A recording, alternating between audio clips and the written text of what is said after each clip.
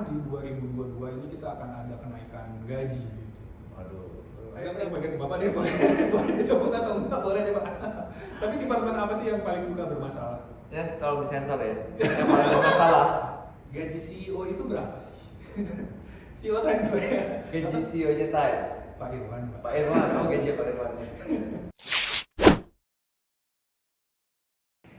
Halo warga Time Internasional. Welcome to Sounds of It's Our Time. Apa ini? Ini adalah suatu podcast yang coba kita rancang, coba kita bangun supaya nemenin teman-teman nih. Karena ya seperti yang kita tahu ya, saat ini kan COVID lagi naik-naik lagi gitu ya. Teman-teman juga jadi WFH lagi gitu. Nah, di sini kita mau bareng nih sama teman-teman. Bareng bersama-sama kita tetap produktif, tetap aktif, diasikin aja gitu WFH-nya gitu kan.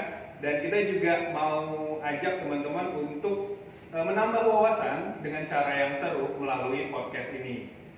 Nah, untuk podcast series pertama itu kita mau angkat temanya adalah Breaking the Myth gitu. Apa sih itu? Itu adalah kita mau ajak teman-teman nih untuk lebih aware dengan surroundingnya, mitos-mitos apa sih yang ada, yang muncul di sekitar kita. Untuk guest yang pertama, kita akan ajak dari sisi HR ya.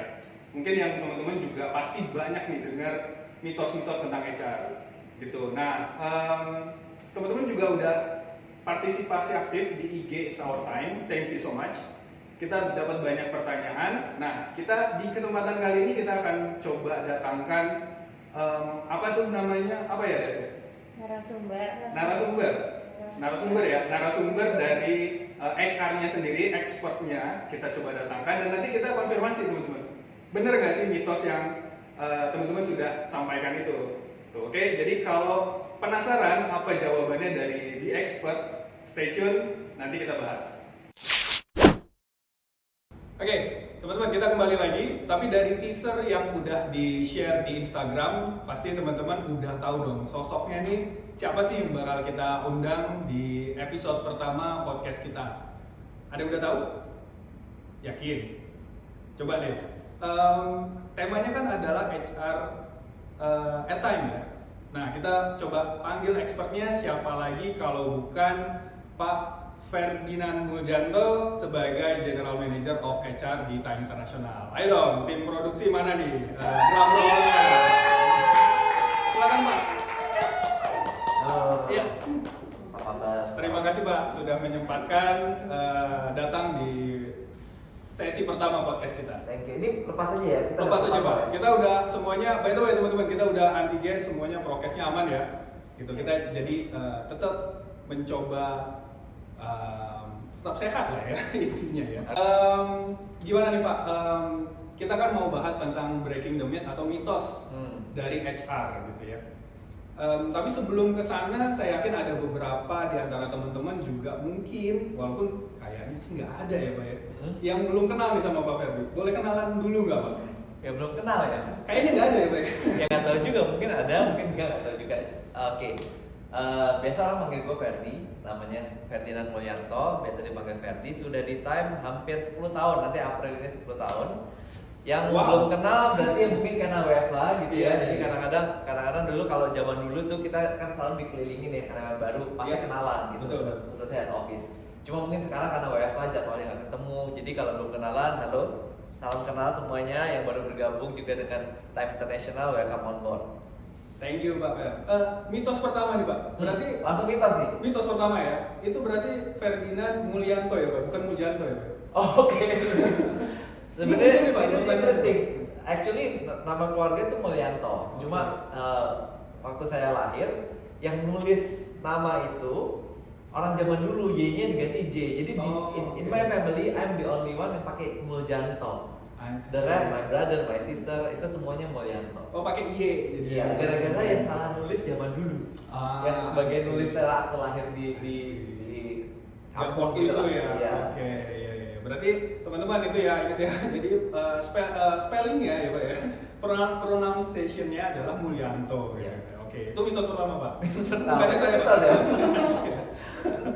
Oke, tadi udah nama Pak, mungkin bisa lebih ke sekarang tuh responsibility-nya atau tanggung jawabnya tuh di Dedi-nya ngurus apa aja sih Pak? Untuk HR ya berarti. Untuk HR, iya. Jadi seperti yang mungkin Faisal juga tahu ya, HR kan sebenarnya spektrumnya banyak tuh. Tapi mungkin let's make it simple lah di sini gitu ya, karena I believe juga nggak mungkin panjang ceritanya gitu kan. Jadi HR itu kita ada mulai dari yang ngurusin orang sampai bukan orang, makanya disebut human resources. Oke. Gitu. Cuma sebenarnya kata-kata itu rada kuno, human resources. Saya lebih suka sebenarnya lebih modern seperti people operations gitu ya, atau kita bilang seperti human capital gitu. Tapi oke lah, kita kembali kepada fungsinya. Di HR yang pertama ada people operations, itu yang kerjaannya di bagian rekrutmen, bagaimana development orang, untuk ngeliatin masing-masing individu, bagaimana dia basically yang bertanggung jawab lah untuk setiap karyawan di sini ngobrolnya sama people operation itu.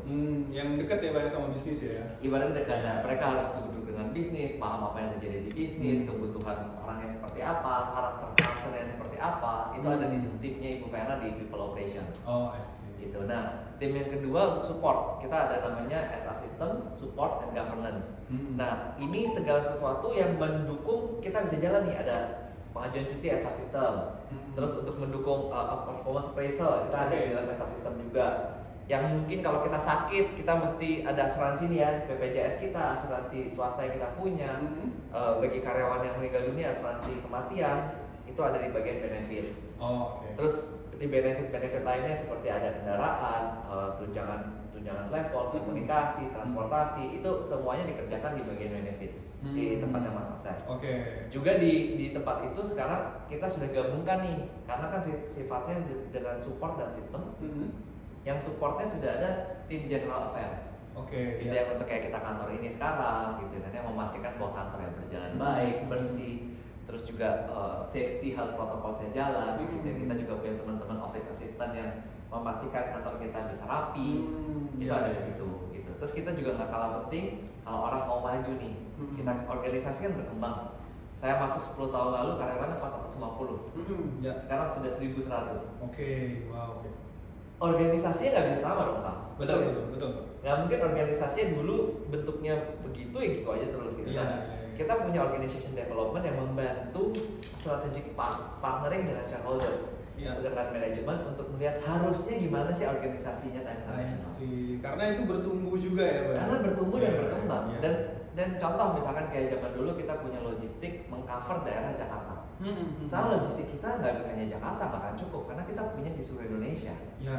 Nah, bagaimana kita bisa memastikan itu terjadi?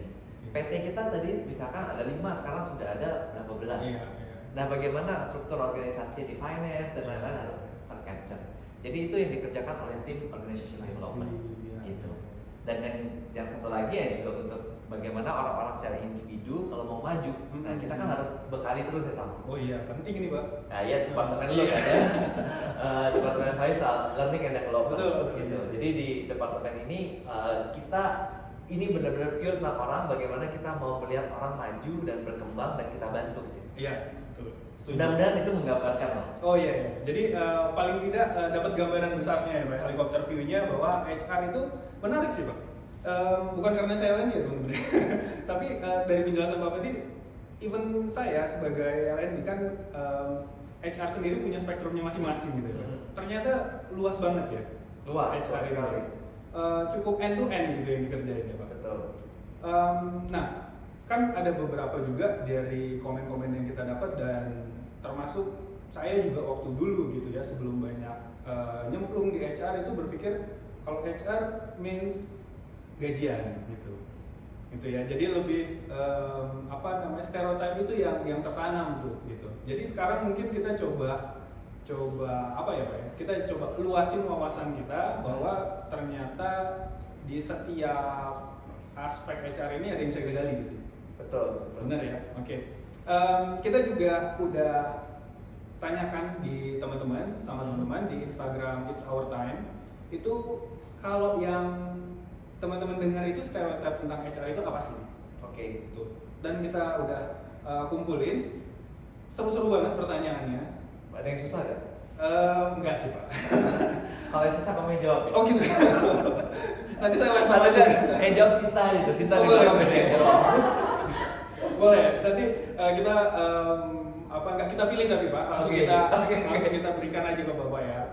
Tapi itu di segmen yang lain Pak, karena kita pemanasan dulu deh. Oke, boleh. Pemanasan dulu supaya yang santai-santai dulu. Mungkin kita bisa mulai dari stereotip yang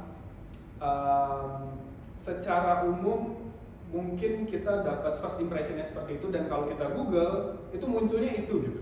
HR adalah itu gitu ya. Adalah apa? Nah, kita coba bahas satu persatu ya. Pak. Boleh. Jadi responnya Pak Ferdi kita boleh benar atau salah, dan juga boleh klarifikasi kenapa gitu. Oke. Gitu ya. Jadi gue jawab, misalkan HR adalah apa gitu, benar atau salah, terus kenapanya? Gitu. Betul. Oke.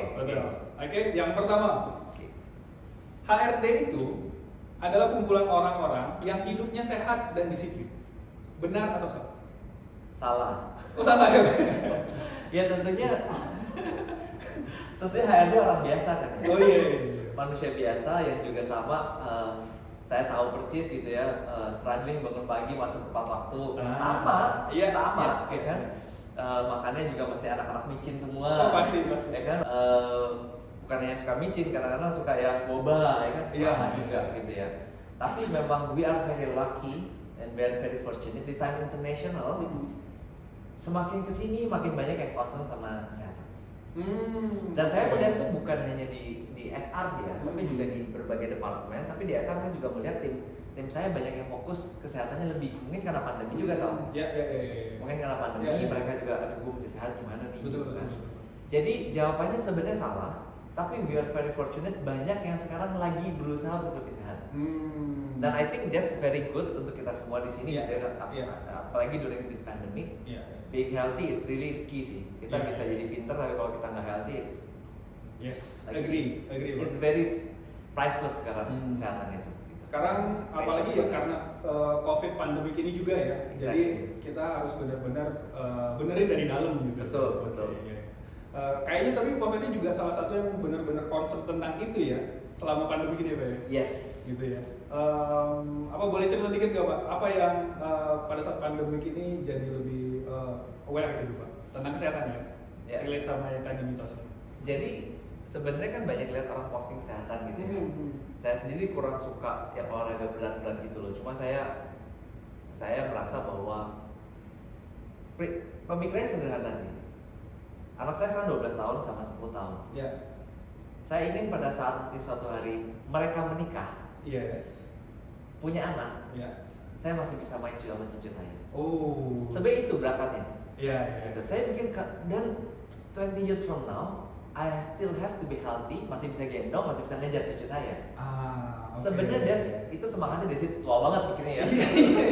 Paling deep banget ya. Pikirnya tua banget, tapi itu diturunin gitu kan. Kita selalu harus goalsnya dari jangka panjang gitu ya. Jangka panjang kita punya goals, kita turunin. Oh ya, kalau gue 20 tahun lagi gue mesti mau sehat, masih bisa tegap, masih bisa berdiri dan lari dan gendong cucu gue mesti ngapain sekarang hari ini? Iya. Gitu. Ternyata hidup gue dulu nggak beres. Kayaknya kalau belum makan bakmi hari Minggu itu salah wrong gitu ya. Pulang Iya. gereja gitu ya, ibadah gitu ya, harus makan yang di Kelapa Gading, tahu banget, harus makan baju pamai, harus makan baju bakmi yang lain lah gitu ya, yang maaf, harap yang maaf. enak-enak lah. Gitu. Tapi that's a very bad habit gitu. Yang saya dulu bilang harus gitu. Iya. Gitu. Ternyata sekarang bisa kok sebulan sekali, 2 bulan sekali. And I still enjoy every spoon jadinya. Iya. Nah gitulah kurang. I see, iya. Tapi bener sih Pak, maksudnya kalau kita mau kemana ya mulai dari sekarang gitu ya. Betul. Dan kecil-kecil aja ya. Kecil aja. Langsung. Jadi goals yang gede itu kita tarik kecil. Kita sekarang mulainya apa dulu nih? Iya. Karena yang saya perlu tanyakan nih, mungkin kayaknya kalau kita kulik ada tuh mitosnya juga Pak. Iya. Cuman perlu kita kulik soalnya kelihatan gitu Pak perbedaannya. Oke. Gitu ya. Oke. Jadi itu tipsnya ya teman-teman ya. Kalau ada yang nanya nih itu jawabannya. Oke, next Pak. Ini mitos yang kedua ya. Silakan jawab benar atau salah. Mitosnya adalah nyawa karirku ada di tangan HR. Benar dan salah sebenarnya. Benar dan salah. Benar dan salah. Gitu. Jadi sebenarnya it's always equal. HR itu tidak bisa memutuskan semuanya sendiri. Karena HR itu cuma bisa melihat dari sisi culture fit, terus bagaimana nih potential for growth. Oke. Tapi HR nggak bisa punya kemampuan untuk melihat si individu ini ahli gak di technical di bidangnya. Contoh, misalkan ada anak finance, sebutlah anak finance, dia jago banget di bagian finance. HR nggak akan tahu dia jago apa enggak. Atau teknisi jago banget benerin jam, HR nggak akan tahu. Ya mungkin tahu 1-2 orang yang sering ngobrol, tapi kan karyawan kita banyak, gitu kan. Sehingga dibilang iya dan enggak, maksudnya begini. Sebenarnya 50% lebih itu di tangan user. Di tangan atasannya. Karena 50%. Yang paling tahu. Karena yang paling tahu, yang hubungan setiap hari, yang paling memahami si individu itu, baik itu mau dipromosikan, di develop, atau saat ini mungkin lagi di develop untuk PIP, performance improvement plan, gitu ya. Kalau misalkan performance kurang baik, sementara kita di HR cuma bisa tahu sedikit, tapi kita punya data seluruh karyawan. Nah itu yang orang yang nggak punya. Jadi kita melakukan benchmarking. Jadi misalkan kayak oh ini dianggap bagus, gitu ya. Ada satu atasan yang bilang, ini karyawan gue bagus banget nih.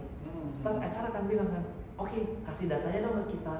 Kan semua atasan nggak sih? Kita mulai bandingin.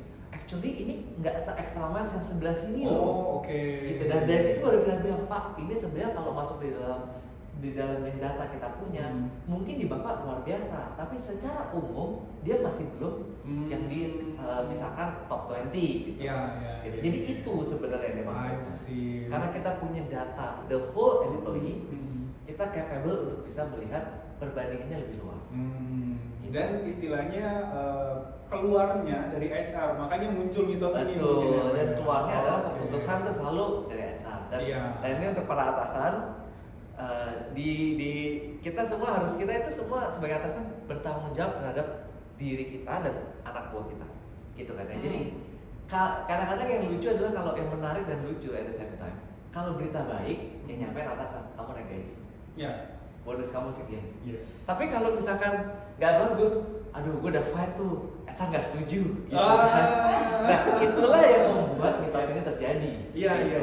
Tapi actually nggak entirely true. Itu selalu adalah proses diskusi, proses adalah pembandingan dengan seluruh data, sehingga kita berusaha HR tugasnya mengambil keputusan seadil-adilnya dan dengan database, bukan berdasarkan feeling. Iya tadi ya karena prosesnya panjang gitu. Betul. Jadi tapi yang sering kita alami adalah ujungnya aja. Betul. Yang behind the scene-nya nggak kelihatan. The top of the iceberg-nya gitu ya yang kita tahu. Oke. Jadi kalau bahasa saya ya, kayaknya salah ya kayaknya nih gitu ya. Cuman ya tadi ya prosesnya panjang ya Pak ya gitu ya. Oke, so itu adalah mitos yang kedua. Tapi sorry nambahin juga. Kenapa tadi saya bilang benar dan salah? Karena juga user atau atasan kita tidak bisa bilang harus. Tidak bisa bilang harus nih, gue nggak mau harus dia A atau dia harus begini, nggak bisa juga. HR itu untuk membalance tadi, makanya bisa benar dan salah. Gitu. Jadi itulah maksud saya berdasarkan kita itu tugasnya membalance loh. Supaya misalkan yang terlalu like and dislike kita kurangin. Gitu kan. Kan kita juga nggak mau dong ya misalkan dalam satu tim bos kita cinta sama anak yang masuk itu terus gitu. Nah HR datang untuk memastikan itu nggak terjadi. Oke. Karena tadi punya toolsnya ya, punya datanya. Oke, so itu mitos yang kedua. Kita lanjut ya Pak ya, mitos ketiga nih ya. Yang ketiga. Mau minum ya? Boleh, silakan. Time International. Sponsor Pak. Oke, jadi yang ketiga, nah jadi HRD itu nggak enak karena jadi tempat sampah. Benar atau salah? Salah. Salah. Gimana tuh? Banyak HRD begitu betul. Banyak HRD begitu betul. Tapi HRD yang benar tidak begitu. Jadi kita mesti lihat mundur sedikit ke sejarahnya HRD itu ada. Gitu. Jadi pertama kali industri ada, itu pertama industri selalu bicara tentang sales. Nggak ada orang mau buat bisnis. Ada dulu. Mikirin legalnya dulu. Orangnya bener, hiringnya bener, sistemnya bener, enggak. Gue mau cari cuan dulu nih. Semua bisnis cari untung. Sales dulu. Jadi semua bisnis sejarahnya bahkan dari zaman revolusi industri pertama kali adalah untuk making money. Making money. Nah begitu ada revolusi industri, terjadilah perkembangan industri luar biasa cepat. Mereka baru ada scale up karena punya mesin uang dan lain-lain. Lalu diciptakan yang pertama adalah financial system yang baik. Waduh duitnya banyak nih sekarang. Aturnya gimana? Makanya timbullah sistem finance dan lain-lain. Begitu sudah berkembang lagi, ternyata padat karya. Mm-mm. Baru dipikirin, orang gue gimana ya? Mm-mm. Baru timbullah HR. Ah. Jadi banyak organisasi HR tuh selalu datang ketiga setelah dari sales, Oke. financial, Mm-mm. baru human resources. Oke. Gitu. Itu yang normal terjadi. Ya, ya. Nah, sejarahnya itu sama di semua industri sama. Sampai dengan kebiasaan itu terjadi dan memang itu common sense gitu ya. HR selalu ada di urutan ketiga dalam sebuah industri yang berkembang dan mau dibentuk. Ya. Makanya banyak perusahaan kecil habis hire, habis CEO-nya misalkan startup hire teman-temannya untuk jadi orang sales selesai bagus, hire satu finance manager. Menangkap sebagai HR manager biasanya gitu. oh finance-nya udah bagus, selesai bagus, hire satu HR manager merangkap lain-lain, GA, driver, pembersih dan semuanya. Itulah sejarah kenapa HR kebiasaan menjadi Mitos ini tadi. mitos tempat sampah. Dan itulah yang selalu kita di praktisi HR gitu ya, teman-teman HR berusaha untuk berubah. Karena kita pengen anak-anak muda, anak-anak yang benar-benar passionate tentang apa itu human resource, lagi passionate tentang development, tahu bahwa sebenarnya di HR tuh banyak peluang dan sangat menarik di HR zaman sekarang. Iya. Jadi kalau misalnya teman-teman kan banyak ya, oh gue nih passionnya ketemu orang, itu salah satunya HR. Bisa. Cuma orang nggak mau karena pikir, aduh karir HR apa sih? Gitu kan? Karir HR apa sih nggak menarik di HR? Paling habis itu, aduh nggak enak lah. Enakan gue di sales, di marketing, gitu kan? Iya. Tapi kita harus, ini yang menarik ya kalau kita banyak lihat di perusahaan maju sekarang, banyak CHRO hari ini adalah succession planning untuk menjadi manajemen C-level. Oke. Dulu Pasti dari chief of staff, sales. ya sales. Terus akhir-akhir Keuangan. CFO yang menjadi Ya. CEO. Sekarang banyak sekali trennya CHRO yang menjadi CEO. Oh. Okay. Kenapa? Karena ternyata dari semua pekerjaan paling susah ngurusin orang. Oh, it's true. Ya. Dan jadi CEO hari ini, Iya. yang paling bisa sukses adalah orang yang bisa benar-benar manage orang-orangnya. Oh. Okay. Ini yang tren terakhir. Iya, Jadi yang tertarik ke dunia HR, ya jangan ragu. Silahkan lihat-lihat aja, ngobrol-ngobrol gitu kan. Kalau ada yang mau join sama tim HR silahkan. Ini bukan promosi, ini marketing untuk HR. ini tapi nggak kenal maka nggak sayang Nggak tadi kenal, ya. nggak sayang. Jadi cari-cari tahu dulu aja nggak apa-apa ya. Pak. Makanya kalau mungkin Faisal juga rasakan HR kita makin muda, Iya. makin asik, Iya. ya kan. Mudah-mudahan persepsi begitu gitu ya. Mudah-mudahan makin asik, makin bisa relate sama teman-teman semua Iya. meskipun di bisnis. Karena itu kita mau become relevant. Iya. Kita mau relevan semua bisnis. Iya. Jadi apalagi sekarang istilahnya di dunia kerja ini sudah masuk generasi-generasi baru istilahnya gitu ya Pak. Jadi sudah semakin banyak, maka perusahaan juga harus berubah dan itu tentunya salah satu motornya si ini tadi ya, HR gitu ya. Oke. Ya. Oke. So itu ada dua lagi Pak sebelum kita masuk ke yang agak lebih sulit gitu ya. Nah ini ada yang seru nih. Oke, kalau HRD itu dianggapnya nggak bisa diajak ngobrol. Satu, karena hidupnya itu terlalu hitam dan putih, kaku gitu. Yang kedua adalah kalau gue curhat sama HR, ketahuan dong gitu. Nah, itu benar atau salah? Salah juga, Oke. tapi ada benarnya di bagian curhat tadi. Di bagian curhat tadi ada benarnya. Jadi HRD nggak bisa diajak ngobrol, menurut saya itu totally salah. Oke. Karena memang nggak semua HRD untuk tempat ngobrol tentunya gitu ya. Betul. Kalau misalkan ngobrol sama Mas Aldika yang bagian payroll gitu ya, atau Mas Asep yang memang tugasnya bukan ngobrol gitu kan. Oh iya, oke. Tapi kalau dengan teman-teman kayak Ibu Vena atau sama Maureen sama Farah gitu ya, emang itu untuk teman kita ngobrol. Oh, oke. Gitu. Ya. Dan hitam putih HR yang untuk menegakkan aturan terus udah kuno sekali. Jadi polisinya gitu. Jadi HR yang menjadi peran jadi polisi adalah HR yang like so zaman dulu lah gitu ya. HR zaman now nggak begitu. HR zaman now itu adalah HR yang untuk ngajak ngobrol dan makanya perhatikan saja HR itu prinsipnya zaman sekarang saya selalu minta nggak usah tegur karyawan, tegur atasannya. Oh itu oke. Karyawan salah, jangan tegur karyawan karena it's not our job untuk tegur karyawan. Tolong ingetin atasannya, karyawan kamu tadi begini loh, staff kamu tadi misalkan gitu ya, dia datang telat loh, Iya. telatnya parah banget, Iya. kan? Atau misalkan tadi staff kamu kelihatan lagi berantem sama ini, kasih tau ke atasannya dulu. Kalau atasannya belum bisa menghandle, baru nanti kita bantu. Gitu ya. Jadi kita itu bukan lagi menjadi penegak aturan, itu sudah too old gitu ya. Karena apalagi zaman sekarang semakin diatur semakin nggak mau gitu. Betul. Kan. Jadi everybody dewasa, bisa belajar sendiri, informasi dari mana-mana. Saya tahu pinter-pinter yang kita hire juga. Jadi HR tuh bukan penegak aturan. Nah, ngobrol, ketawa, ya pasti dong kan semua orang punya kuping dan ingat. Tapi harus dipahami, HR memang sudah terbiasa untuk membagi diri menjadi dua, sebagai personal dan sebagai profesional. Oke. Tapi yang pasti nggak bisa dipisahkan banget. Contoh misalkan dia cerita ini, aduh jangan bilang siapa-siapa ya, gue baru di-res oleh atasan gue. Oke. This is true story. Oh wow, oke. Gue di-res oleh atasan gue. Gue ngomong sama lu karena gue percaya. Tapi yang diajak ngomong HR. Iya. HR itu harus ngapain? Itu seperti jebak HR ya dong. Dia nggak ngambil tindakan, dia lakukan harassment, it's wrong. Iya. Dia harus make action karena ini harassment loh. Iya. Tapi dia bilang lu jangan cerita siapa-siapa ya, because I trust you as a friend. Iya. Ini menjebak si HR ini di dalam posisi sulit. Susah ya. Make sense? Iya. Kan? Nah, si HR ini datang ke saya. Iya. Pak, gue nggak tahan. I have to speak. Dia bilang, I think you did the right thing. Karena ini sudah harassment. Iya. So we took action, ya kita selesaikan harassment itu. Iya. Meskipun itu violating the trust, yes, tapi harassment. Iya. Beda kalau dia bilang gini, aduh jangan siapa-siapa ya, gue gak suka sama bos gue deh.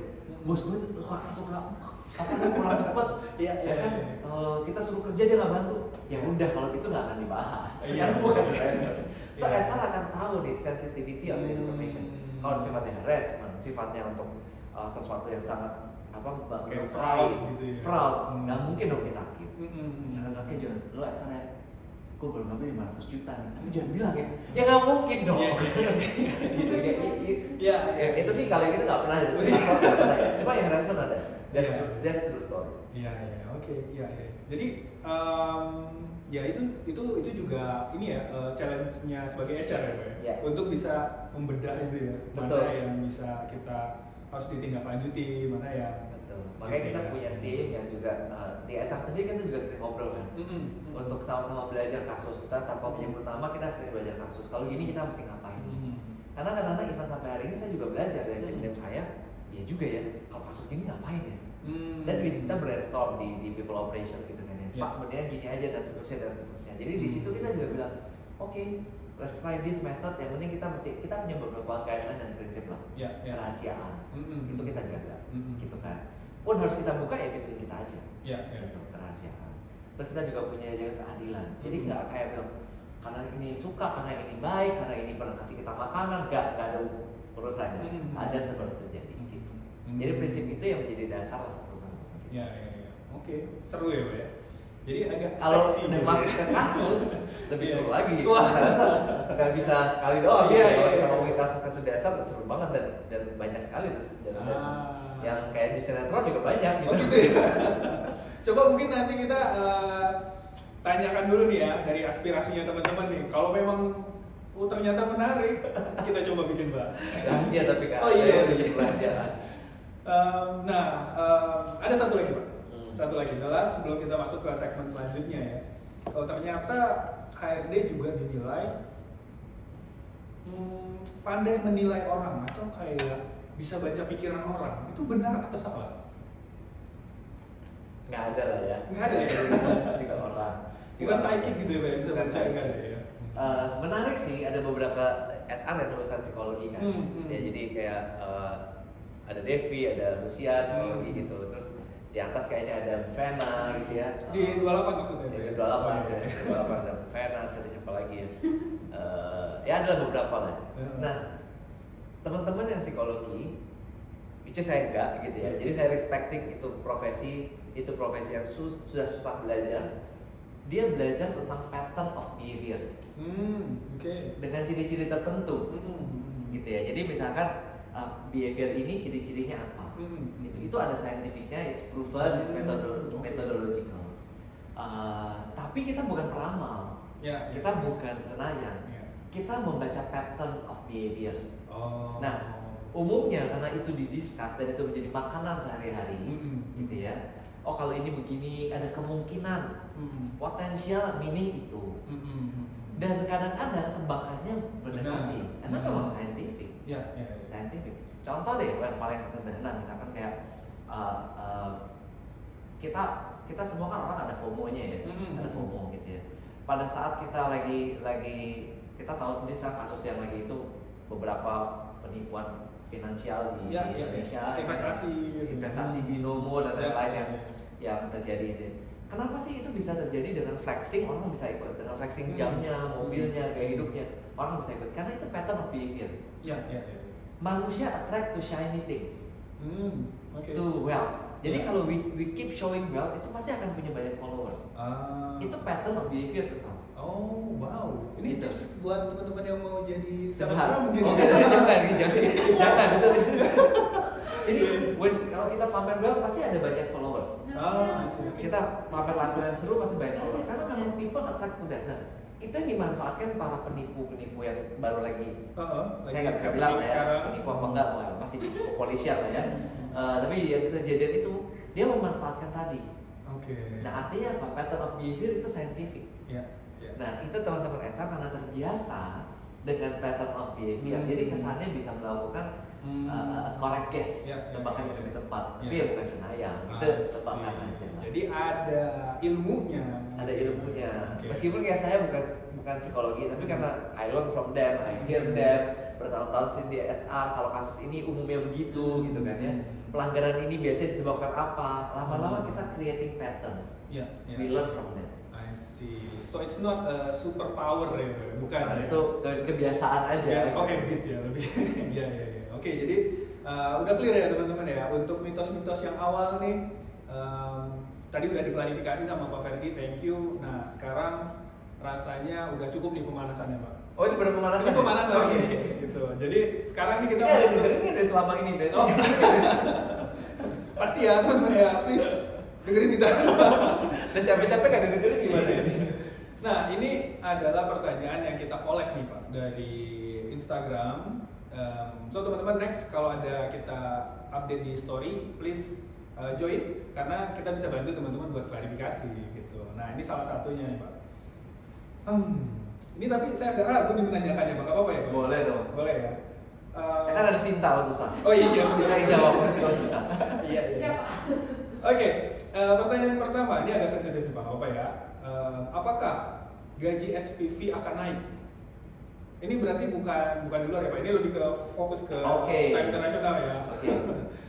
Maksudnya SPV toko kali ya? Mungkin ya, SPV level apa ya? SPV level. SPV level ya, supervisory level akan naik. Kalau iya kapan? Terus juga UMR udah setara, udah naik nih UMR tahun ini ya, gitu kan. Dan apakah di 2022 ini kita akan ada kenaikan gaji? Gitu. Waduh. Agak berat nih Pak. Mohon maaf nih sebelumnya. Nah ini boleh jadi nanti boleh dipotong ya biar ditonton ya. Jawabannya di awalnya. Ini jadi thumbnailnya nanti 2022 naik gaji. Iya, buat clickbait gitu Pak. Oke. Mungkin saya assume SPV dia SPV toko kali ya. Boleh. Karena kalau SPV yang di office pasti nggak ada pertanyaan itulah. Ini pasti SPV toko. Jadi pertama UMR sudah naik betul. UMR 2022 sudah diputuskan naik 2 kali ada keputusan. Keputusan pertama dan keputusan kedua yang dianulir dan saat ini sedang sengketa di pengadilan. Yes. Keputusan kedua sedang sengketa di pengadilan. Kita setiap kali naik gaji, time internasional selalu April dan kenaikan UMR pasti dirapel. Tahun lalu pun yang sudah ngalamin pasti ngalamin rapelannya ya, untuk kenaikan UMR. Jadi jangan khawatir, pasti kita akan ikutin apapun keputusan pemerintah. Dan kita nggak mungkin less dan apa yang diputuskan pemerintah. Kalau pada waktunya keputusan pengadilan yang nggak keluar, kita akan ikutin yang tertinggi. Oh, oke. Saya ulangi deh, kalau keputusan pengadilan nggak keluar sampai waktu kita harus naik gaji, kita akan ikutin yang tertinggi, bukan yang terendah, gitu ya. Itu untuk UMR. Nah, SPV beberapa brand itu ketendang nih, gitu salah. Itu mungkin pertanyaan gitu saya assume. Oke. Ini sales di toko gara-gara naik UMR dia sama SPV deket banget. Iya. Mungkin itu saya Jadi nunggu itu. nempel gitu. Nempel lah. Kalau gitu apa bedanya gua? Ya. Pasti kita adjust. Pasti kita kasih selisih karena nggak fair. You did different job, ya kan? Tanggung jawab lebih besar. Pasti ada perbedaan. Dan bukan perbedaannya bukan 10.000 20.000, pasti enggak, pasti akan cukup signifikan. Pasti lebih baik lah. Don't worry. Tahun ini dan ketiga kenaikan gaji pasti naik gaji. Berapa? Kita tunggu dan ngapainnya. Iya. Wah ini makasih banget yang nanya ya. Jadi kita dapat kepastian nih. Kata-katanya udah pasti loh teman-teman ya. Pasti naik gaji. Bukan mungkin ya Pak, bukan ya, tapi pasti gitu. Nah itu seru banget. Baru pertanyaan pertama aja udah seru nih gitu. Kita lanjut nih Pak ke pertanyaan kedua ya. Mitos kedua. Ini Pertanyaan atau mitos? Saya mitos sudah selesai. Oh mitos, oh iya, dia lebih ke pertanyaan. Pertanyaan kedua. Departemen apa yang paling suka bermasalah? Kan HR kan punya data keseluruhan nih Pak. Mungkin kalau nggak di-disclose, saya kebagian Bapak deh, boleh disebut atau enggak boleh deh Pak. Tapi departemen apa sih yang paling suka bermasalah? Ya kalau disensor ya, yang paling bermasalah adalah nggak, jadi ibaratnya gini sih, semua departemen itu ibaratnya think like this. HR itu perannya selain daripada sebagai tadi yang saya ceritakan di depan segala roles-nya, common sense-nya adalah parents of the company. Departemen itu kayak anak-anaknya. Yang punya anak di sini boleh itu ada ya, atau yang punya ponakan gitu ya, atau yang di rumah yang nonton lagi WFH, yang punya anak. Jadi anak kita itu bermasalahnya gantian. Oke, ya. Hari ini kadang yang kecil, Betul. ya kan, nggak mau buat PR gitu, males. Yang besoknya mungkin kakaknya pacaran diam-diam, ya nggak tahu ya, mungkin yang mungkin ngalamin ya mungkin dia usia anaknya dari SMA, teenager. Atau yang mungkin ketahuan merokok, mungkin yang nggak boleh sama mamanya, gitu ya. Jadi masalah itu selalu gantian. Di mata kita, saya nggak pernah melihat bahwa departemen itu bermasalah. Tapi berdepartemen mana yang lagi butuh more attention. Nah, setiap zaman beda nih. Dulu saya sebut deh. Oh boleh nih Pak, boleh. Ya, sebut. Ada zamannya kita lagi restructuring di financial, di finance. Finance butuh banget atensi dari manajemen, dari HR. Energi kita banyak habis nih diskusi membantu tim finance. Oke. Gitu. Ntar saya minum dulu. Oh iya. Boleh minum juga nih Pak. Haus nih. Agak ini berat nih teman-teman ya. Pertanyaannya saya serius nih. Terus kita juga pernah waktu itu perbaikan, waktu ingat ya, kita belum punya tim digital masih 1 orang. Ya. Manajemen decide kita harus punya tim digital. Yes. Nah, tim digital waktu itu get the attention banyak banget dari HR. Bukan bermasalah, tapi departemen yang paling banyak attention. Makanya growth-nya dari 1 orang sekarang sudah 30 orang lebih. Gitu. Terus pada saat kita lagi bangun Lumine di Plaza Indonesia kerjasama sama pemerintah Jepang, ya kan, dan juga Plaza Indonesia, itu take so much attention dari beberapa personal kita di HR. Gitu. Jadi bukan siapa yang paling bermasalah, tapi siapa yang at the moment paling butuh perhatiannya HR. Gitu sih. Jadi nggak ada yang bermasalah, semuanya semuanya di saya. Iya.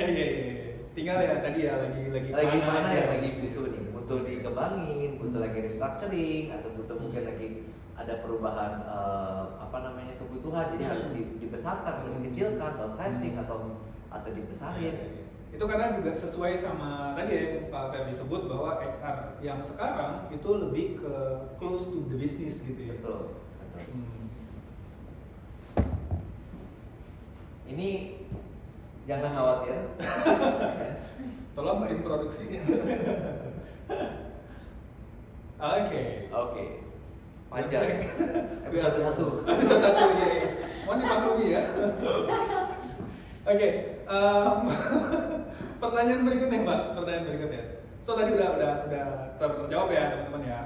Pertanyaan berikutnya ini juga seru. Kenapa kalau hiring yang dilihat pertama penampilan? Kan kalaupun penampilannya bagus belum tentu juga dia ada good job. Nah gitu pertanyaan. this one actually is tricky question. Hmm. Karena the question already make a statement bahwa hiring itu adalah penampilan. Oh, iya. Right? Iya. Saya rasa itu adalah assumption dari si penanya bahwa Oh. hiring adalah nomor satu adalah penampilan. Iya.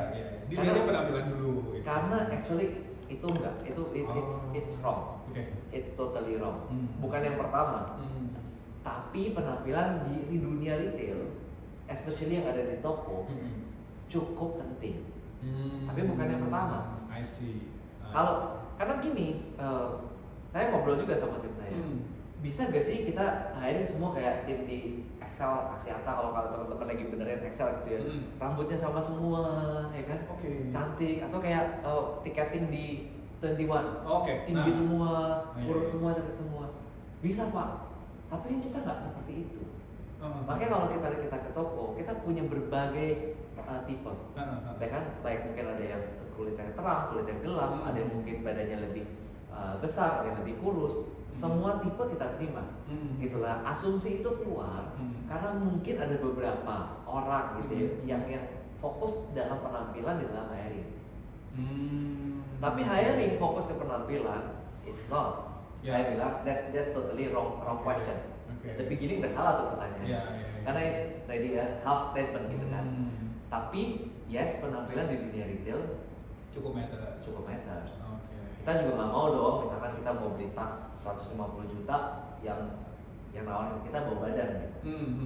Ya kan? Atau kan misalkan segala hormat gitu ya, rambutnya ada tombe-tombenya, kan juga kita nggak mau gitu kan. Kita aja deh kita sebagai customer juga pasti nggak mau. Gitu. Jadi it matters, tapi bukan segalanya. Kalau segala-galanya semua paling cantik, kok nggak bisa. Buktinya sales kita hari ini bagus, mystery shopper kita bagus, because they can work, they have brain. Plusnya they have beauty. Iya. Jadi istilahnya bukan jadi hal yang pertama dan yang paling penting, enggak. Bukan. Gitu ya. Okay. Never will be. Never will be. Iya. Nah gitu ya teman-teman ya. Jadi kalau misalnya ada teman yang mau kesini juga, ya apply aja gitu ya Pak ya. Apply aja. Oke, iya. Just to add juga, karena kalau like sometimes dunia ini kan bilang mengajarkan kita just be whatever you want, right? Tapi sometimes kita harus punya sedikit filter gitu loh. We cannot be whatever we want gitu kan. Kita nggak bisa interview kamu dengan kaos kutang gitu, nggak bisa gitu kan. We have to be properly. Kita juga pengen kita ketemu juga smell nice, right? Doesn't have to be yang cantik banget atau ganteng banget, tapi proper. I see, that's the word ya, proper. Proper dan how do you appreciate yourself, dengan bagaimana kita menjaga diri kita, hygiene kita, gitu. Itu sih menurut saya penting. Ya, karena if you appreciate yourself itu akan kelihatan ya sama orang-orang. Iya. Oke. Sip, lanjut Pak. Ini juga bahkan lebih sensitif lagi nih teman-teman. Tolong ya nggak apa-apa sih, tanya aja ya. Saya akan coba berusaha teman-teman, oke? Nah, mau tahu aja nih Pak, gaji CEO itu berapa sih? CEO Time Pak ya? Gaji CEO-nya Time? Pak Irwan. Pak Irwan, gaji Pak Irwan. Wow. Yang pasti kalau untuk beli kerupuk banyak dapetnya. Udah banyak ya. Bisa sama gerobaknya juga. Sama gerobaknya, sama truknya kan. Pertama gaji confidential ya, karena kita bukan perusahaan TBK. Kalau perusahaan TBK gaji CEO bisa dilihat, gitu ya, bisa dilihat. Tapi yang pasti Pak Irwan cukup lah. Kita menggaji Pak Irwan cukup, dia harus happy dong. Gitu. Iya. Yang pasti lebih gede dari saya dan kamu. Kalau itu kayaknya pasti ya. Lebih gede dari saya dan kamu. Cuma bukan berarti yang karena gimana pun juga kita harus paham nih, CEO itu saya mungkin ada yang suka saya tambahin dikit ya pertanyaannya saya, apa sih kerjaan CEO? Oke. Gitu kan ya. Ya itu juga pasti teman-teman juga. Ya mungkin ada apa sih kerjaan CEO gitu kan ya. CEO ini kan punya HOD, udah beres semua, emang CEO ngapain gitu kan? Let me tell you, CEO itu sebenarnya dia meng-carry semua beban perusahaan, dia bertanggung jawab terhadap overall result. Dan dia banyak sekali nge-drive inisiatif dan juga nge-drive perubahan melalui kita para HOD-nya. Ya. Gitu. Dan itu intens banget. Oke. Di balik layar intens banget. Kalau di teman-teman yang tahunya kan Pak Irwan selalu datang dengan santai, dengan ngomong yang ringan. Di dalam meeting, he's very intense untuk meeting sama kita dan benar-benar very fokus to the job. Jadi every single thing yang terjadi 80% dia tahu.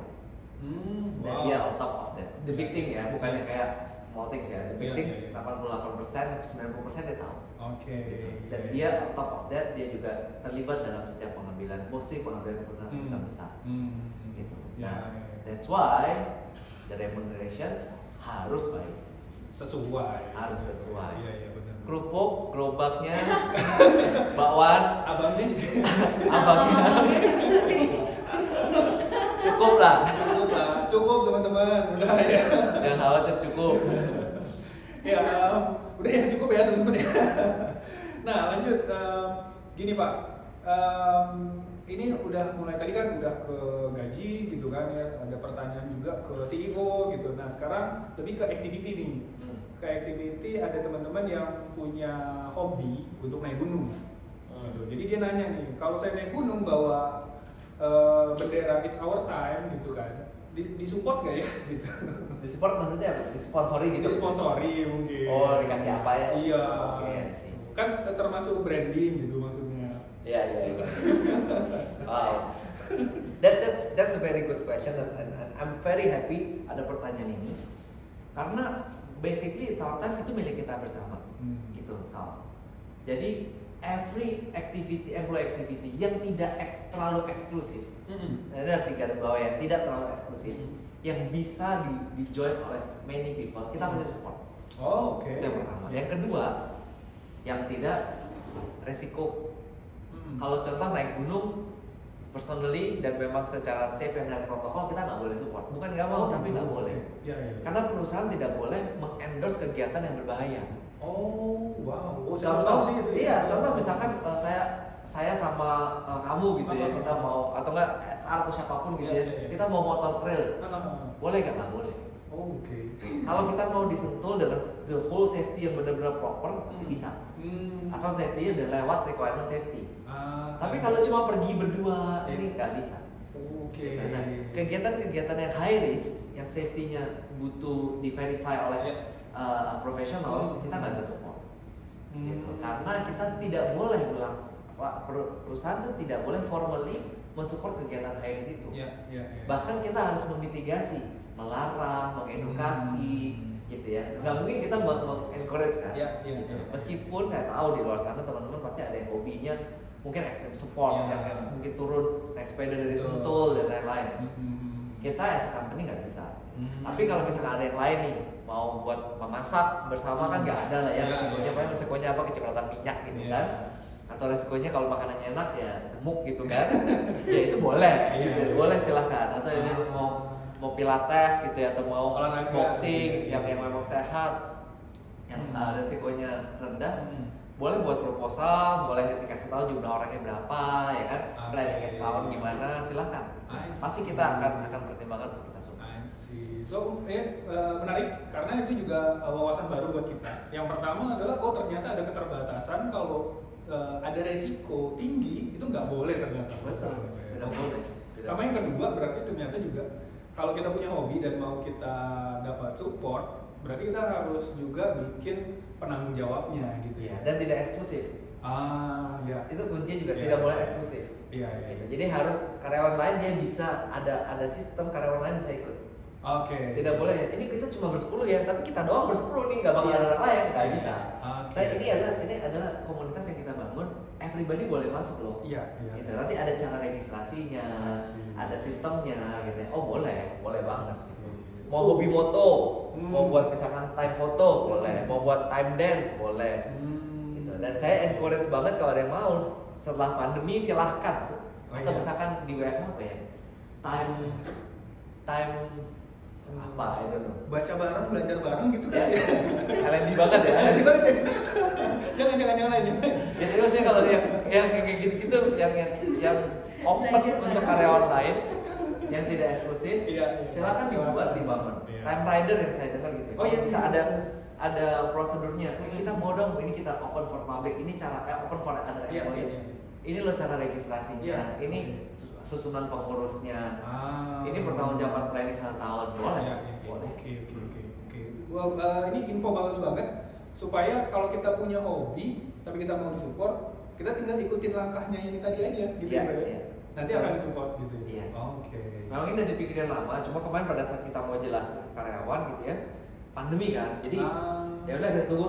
Pertanyaannya makanya bagus banget kalau ada Iya, nanya. iya. Ini gak ngarang kan pertanyaan? Enggak ada. Boleh dicek ya. Di Instagramnya It's Our Time. Oke, so itu bisa disupport asal ikutin prosedurnya. Yes. Ya. Oke. Oh, ini pertanyaan beda lagi nih. Lebih ke siapa sih PIC-nya, Pak? Mungkin ada teman-teman yang belum kenal gitu ya. Siapa sih PIC untuk asuransi dan BPJS? Asuransi BPJS doang ditanya. Iya, itu aja. Udah itu doang. Spesifiknya siapa sih gitu ya? Eki namanya. Oke. Yang cantik, kalau kalian lihat Ria Ricis yang follower banyak gitu ya. Oh nanti diedit. Nah ini lihat di sini nih, nanti dieditin nama kita akan ada Eki. Bukannya yang itu ya? Tambahin juga Ria Ricis kan, mirip. Eki Hartanti. Ke Eki berarti ya. Eki Hartanti. Apapun itu permasalahannya silahkan ditanyakan Iya. ke sana gitu ya. Oke. Ini ada satu lagi nih. Ini bukan pertanyaan, ini lebih ke statement, Pak. Oke. Perpanjangin kontrakku dong di UI gitu katanya. Oke. Siapa? Jadi gini sebenarnya di UI itu kan kita punya sistem kontrak kan macam-macam ya. Maksudnya memang beda antara UI sama di Ya, National jenis Watches gitu ya. jenis employment-nya. Nah, jadi kalau memang kontraknya ada yang merasa salah, ya. saya harus akuin Excel juga bukan yang departemen sempurna, banyak banget kekurangan kita. Jadi kalau teman-teman ada yang merasa kontraknya salah, atasannya lupa atau belum ada konfirmasi atau apapun, silakan kontak People Operation ya. Namanya kalau untuk itu adalah sekarang Evan. Bisa ke Evan, bisa ke Hadi, Ke ini ya, Pak ya? atau ke atau tampilin di muka tim People Operation nanti ya. Kesalahan dari ini, ya kan? Pilih aja salah satu gitu. Pilih dari mereka. Kontrak saya salah nih, kontrak saya kayaknya sudah habis belum diperpanjang. Tanya aja, kita selalu open. Jangan takut. Kalau kamu nggak nanya, kalah sendiri. Tanya, karena kamu punya hak. Hak kamu dilindungi undang-undang, jadi jangan takut. Tanya. Nggak apa-apa ya, malah di encourage untuk Iya dong. tanya gitu. Ya kalau enggak, saya juga nggak tahu kadang ada problem. Dapat Iya. informasinya beres pak, Iya. rapi pak, gitu kan. Di bawah ada masalah kadang-kadang nggak dengar kan. Jadi tanya. Kalau nggak dijawab, eskalasi ke saya, ya pak. Itu udah dapat lampu hijau teman-teman gitu ya. Silahkan cari dulu yang ini, pilih salah satu ya. Oke. Pertanyaannya sudah Pak. Thank you sudah share, sudah konfirmasi juga pertanyaan dari teman-teman. Mungkin untuk menutup episode kali ini kita ada game sedikit. Gamesnya adalah permainan jawab cepat. Gitu ya, Pak. Jadi permainan jawab cepat ini adalah kita akan berikan waktu berapa nih teman-teman? 3 detik. 3 detik ya. 3 detik. Okay. Jadi setelah saya tanyakan suatu pertanyaan seperti siapa yang paling atau siapa yang cocok jadi sesuatu gitu. Nah, di HRD tadi ya Pak, di tim Bapak. Kira-kira siapa namanya? Jadi Pak Ferdi tinggal sebutin namanya aja. Oke. Gitu ya. Oke. 3 detik gitu. 3 detik untuk berpikirnya gitu. Oke. Sebelumnya disclaimer dulu, kalau kalian merasa yang nanti saya sebut nggak cocok, ya maaf ya, ini semua salahkan Faisal. Ya, ini mikirnya cuma 3 detik nih teman-teman gitu ya. Jadi kalau maklum ya. Oke, jadi permainannya seperti itu ya Pak. Oke. Ada pertanyaan nggak Pak, sebelum kita mulai? Nggak ada. Aman ya Pak? Aman. Oke. Alright. Nanti tim production tolong bantu hitungin ya. Oke. Siap. 1, 2, 3. Siapa yang cocok jadi Menteri Keuangan? Sinta. Oke. Siapa yang cocok jadi YouTuber? Lucia. Oke. Siapa yang cocok jadi jubir HR? Pak Adi. Patria. Pak Adi Patria. Oke. Lalu yang cocok jadi komedian? Vena. Bu Oke. Vena. Bu Vena. Ya. Siapa yang cocok jadi travel blogger? Oh, orangnya siapa di sini? Michelle. Oke. Hampir ya 3 detik tadi ya. Michelle, oke. Siapa yang cocok jadi the next CEO Time International? Faisal.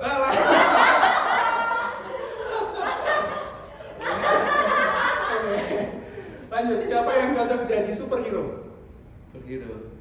Harusnya Nilu nih karena badannya gede. Oh gitu, iya. Udah telat, tidak harus ganti. Boleh ya, dua boleh ya. Dua ya. Hah? Oh boleh lah. Jangan deh, bisa 2 kali. Iya. Um, Terus, next. Siapa yang cocok jadi politisi? Asep. Oh, oke. Benefit tadi ya? Iya. Oke. Yang cocok jadi guru agama? Pak Didot. Oh, mari. Oke. Ya, yang terakhir adalah yang cocok jadi ikonnya HRD siapa, Pak? Maureen. Oh, oke. Ya. So itu dia, boleh round of applause dulu dong. Ya, itu dia tadi, keren banget Pak partisipasinya. Kita ngobrol seru dan rasanya banyak banget wawasan yang baru nih gitu buat kita semua. Semoga nggak kapok ya Pak ya kita undang ke sini. Pastinya enggak. Enggak ya? Karena nggak mungkin boleh bilang nggak mau juga kan? Oh iya ya. Nanti kita dorong terus Pak. Oke, jadi itu mungkin untuk menutup episode kita kali ini. Teman-teman silahkan tungguin episode kita selanjutnya. Pasti akan ada teasernya. Pasti akan kita open untuk pertanyaan. Feel free untuk kasih pertanyaan sebebas mungkin. Oke, nanti kita coba tanyain ya. Thank you Pak sudah kesini. Mungkin untuk closing episode ini Pak Ferdi ada pesan yang mau disampaikan nggak untuk kita atau teman-teman yang lain yang nonton? Menurut saya saat ini yang paling penting buat kita adalah keterbukaan, karena di saat WFH yang banyak ini ya, kita banyak nggak ketemu, ada banyak sekali komunikasi yang berkurang Ya, gitu ya. Di online tuh nggak akan pernah cukup menggantikan komunikasi interaksi face to face. Jadi keterbukaan, kejujuran, baik perasaan, saya tahu ini penting sekali, kesehatan mental kita gitu ya. Jadi itu dibahas dengan atasan, dipastikan atasan juga mendengarkan gitu ya, karena itu very important at the moment untuk bisa terus kita jaga kesehatan. Itu aja sih. Oke, thank you banget Pak. Closing statementnya penting banget ya, bahwa ternyata itu juga nggak apa-apa loh teman-teman untuk kita share sama atasan kita lagi mikirin apa gitu. Yes. Ya, apalagi di situasi sekarang kita WFH, please jaga kesehatan mental selain kesehatan fisik ya. Oke, thank you so much Pak sudah hadir. Sama-sama. Kita ketemu lagi di episode selanjutnya. Breaking the Myths masih sama dan juga masih di podcast by Sounds of It's Our Time.